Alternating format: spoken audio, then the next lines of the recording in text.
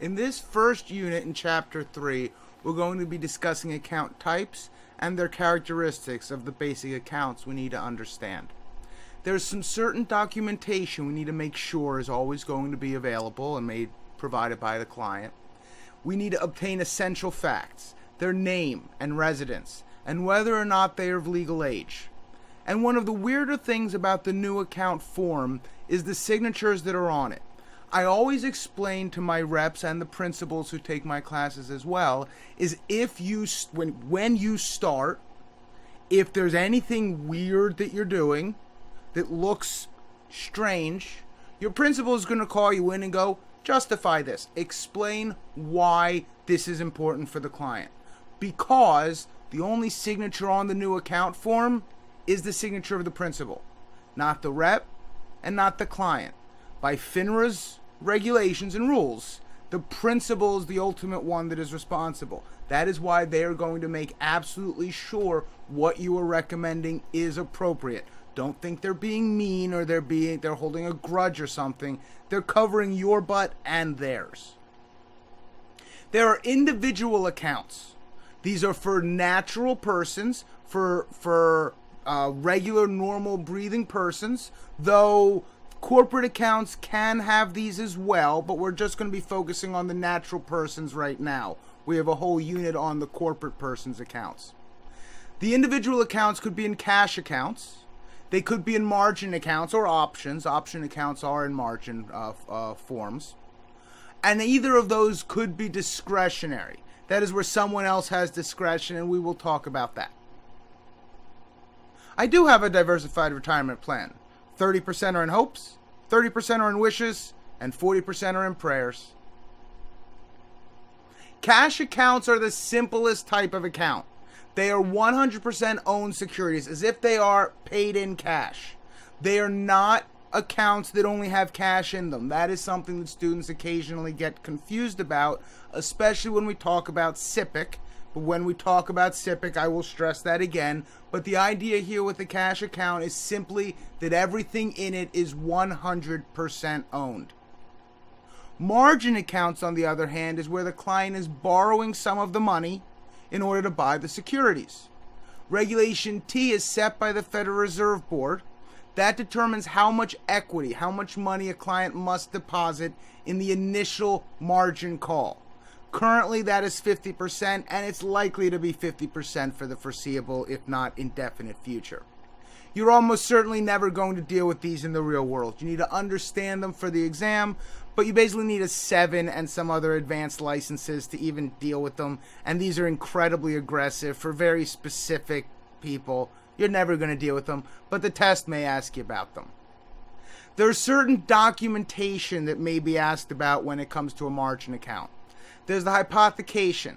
You are borrowing money from the broker-dealer. The hypothecation agreement merely says that the broker-dealer can use your securities as collateral for the loan. They're going to the bank to get money to give to you. They're pledging your securities as collateral for that loan. If you don't pay the loan, they get your securities.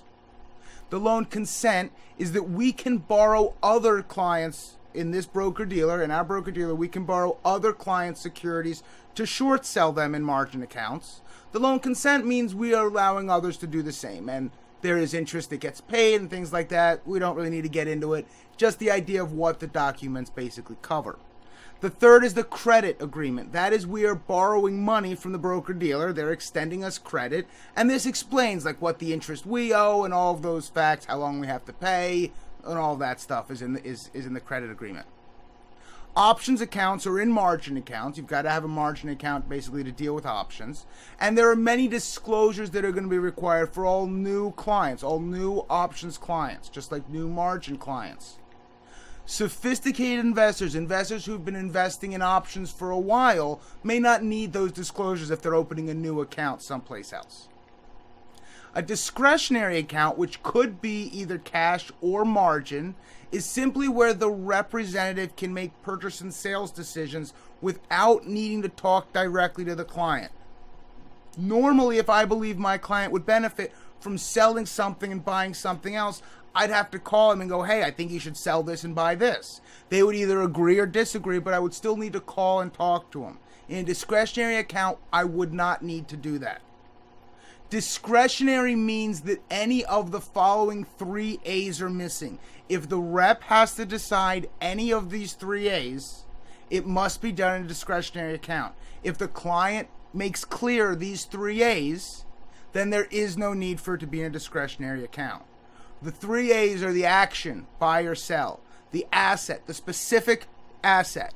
Now, either that can be by name, by description. I tell people about how if a client calls and says, buy 100 shares of that company, what is it? It's the one with the mouse. It's got that theme park in Florida and California. They do all those movies for kids. Oh, yeah, buy 100 shares of that. Well, clearly I'm talking about Disney. I didn't say Disney. I didn't say DIS, the ticker symbol. But clearly the client was describing Disney. That's fine. The third A is the amount, the number of shares or dollars or percent, some specific number. Price and time are not discretionary. One of the tricks I try and tell students that might help figure these out if they ask you is think you've got 100 financial professionals sitting in the wings and they know everything about the client that you know. They know the kids' names and birthdays if you know that. They know the dog's name if you know that. They know everything about these clients, their hopes, their goals, their dreams, and their entire portfolio. And all 100 of them are given the exact same statement. If all 100 of them would place the exact same order, that means that it's not discretionary. If there's any possible difference, any disagreement within those 100 professionals, then that means it's going to be a discretionary order. Let's look at some examples. So if a client calls and says, buy 100 shares of XYZ, is that discretionary or not discretionary account? Well, let's look. We've got to look and see if any of the 3 A's are missing. Action, that's buy. The asset is XYZ. And the amount's 100 shares. The action, asset, and amount are all there. That means this is non-discretionary. Well, what if a client says, buy as many shares of XYZ as you think I should have? Okay, what's the action? Buy. What's the asset? XYZ. Okay, looks great so far. What's the amount? As many shares as you think I should have. If you ask 100 professionals how many shares of any given stock a client should buy, do you think they're all going to agree on the exact same number? That means this must be discretionary. There's no amount that was given. What about if a client calls and says, sell all of my ABC whenever you think is best? What is the action? Sell. What is the asset? ABC. What's the amount? Well, is all a valid amount?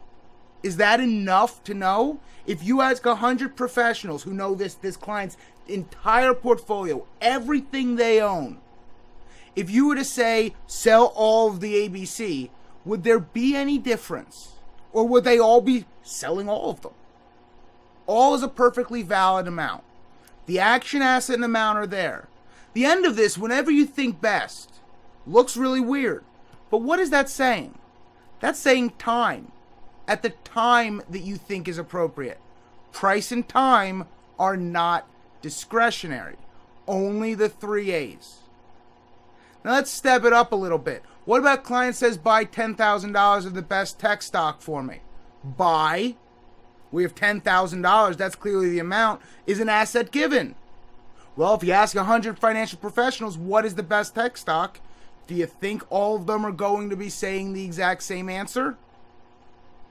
I don't. No asset is given. But what if a client says, sell all of my lowest performing stocks? Sell is the action. Amount is all. We already covered that that's acceptable. What about the asset? Is the asset given here? Not by name. Best tech stock isn't enough description. Is lowest performing stock a good enough description?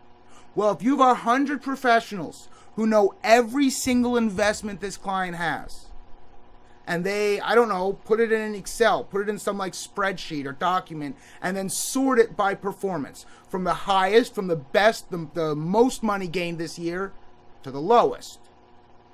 Are any of them going to have a different lowest? Or are all of the lowest going to be the same? They all know the exact same portfolio. In that case, the lowest is not going to be a problem. There's one lowest. When they look at all of them and they organize them by return, there's one at the bottom. That's the lowest performing stock. There is no discretion needed there. That could be done in a non-discretionary account. Sell all, and lowest performing is the 3As, or are the 3As there. Fee-based versus commission.